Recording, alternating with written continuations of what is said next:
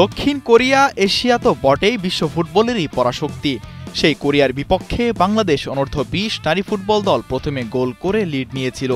প্রথমার্ধে খেলা ১-১ গোলে সমতা ছিল, কিন্তু দ্বিতীয়ার্ধে মাঠে নেমেই খেই হারায় বাংলাদেশ।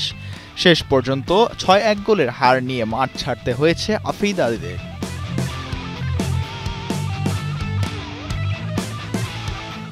এএফসি অনূর্ধ্ব ২০ নারী টুর্নামেন্টের বাছাইয়ে ৩২ দল ৮ গ্রুপে খেলছে।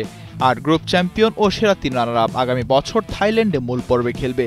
বাংলাদেশ আজ কোরিয়ার বিপক্ষে ড্র করলে এইচ গ্রুপের চ্যাম্পিয়ন হয়ে মূল পর্বে খেলতে পারত।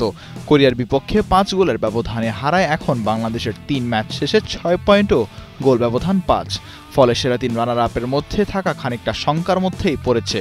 আজ গ্রুপের অন্য ম্যাচগুলোর ফলাফলের উপর নির্ভর করছে বাংলাদেশের অনূর্ধ্ব ২০ এশিয়া কাপ খেলা। Gold's Gym across 30+ countries. With over 700+ locations worldwide. Train anywhere, belong everywhere. প্রথমার্ধে বাংলাদেশ দুর্দান্ত ফুটবল খেলেছিল শক্তিশালী কোরিয়ার বিপক্ষে। দ্বিতীয়ার্ধের ৩য় মিনিটেই গোল হজম করে পিছিয়ে পড়ে বাংলাদেশ। এরপরই ম্যাচ থেকে ছিটকে যায় তারা। ফুটবলাররা যেন অপেক্ষা করছিলেন কখন শেষ বাঁশি বাজবে। দ্বিতীয়ার্ধে প্রায় পুরো সময় বাংলাদেশ অর্ধেই খেলা হয়েছে। কোরিয়া ক্রমে ব্যবধান বড় করছে।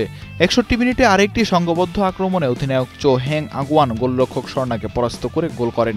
দ্বিতীয় গোলটিও বাংলাদেশ এভাবে হজম করেছিল। ব্রিটিশ কোচ পিটার বাটলারের হাইলাইন ডিফেন্স থিওরি আজ মুখ থুবড়ে পড়েছে। শক্তিশালী প্রতিপক্ষের বিপক্ষে এই তত্ত্ব কার্যকর নয়, সেটা কোরিয়ার চোখে আঙ্গুল দিয়ে দেখিয়ে দিয়েছে। দ্বিতীয়ার্ধে একসঙ্গে ২ খেলোয়াড় বদলেও খেলার পরিস্থিতি আর বদল করতে পারেননি পিটার বাটলার।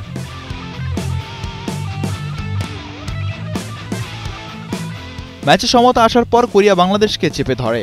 বাংলাদেশ দলের অধিনায়ক আফিদা খন্দকারের উপর কিছু সময়ের জন্য ঝড় বয়ে যায়। তিনি অনেকটা ঠান্ডা মাথায় সামাল দিয়েছেন সব।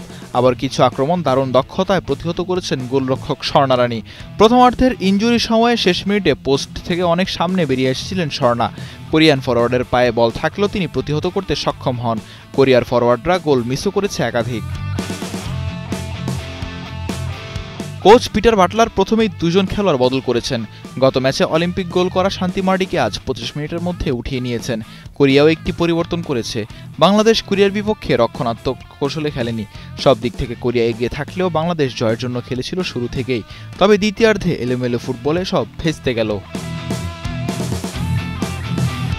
মিজানুর রশিদ, কালের কণ্ঠ।